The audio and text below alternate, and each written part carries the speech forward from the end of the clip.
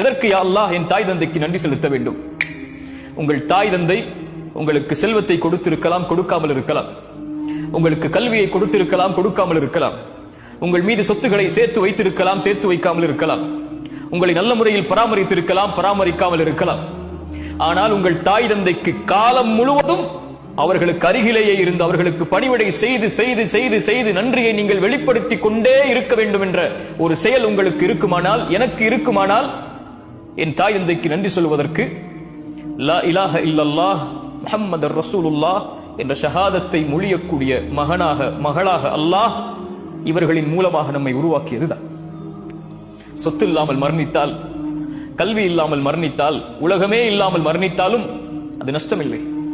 ஆனால் இந்த ஈமான் இல்லாமல் மரணித்தால் அல்லாஹ் அதை இந்த தாய் தந்தை வாயிலாக அல்லாஹ் நமக்கு கொடுத்திருப்பதற்கு நன்றி செலுத்த மறந்து விட்டால், காரணங்களை தேடிக்கொண்டிருந்தால், என் தாய் தந்தைக்கு நான் எதற்கு நன்றி செலுத்த வேண்டும் என்று இதை அறிந்ததற்கு பிறகும் நம்மை விட நஷ்டவாளிகள் யாரும் இல்லை.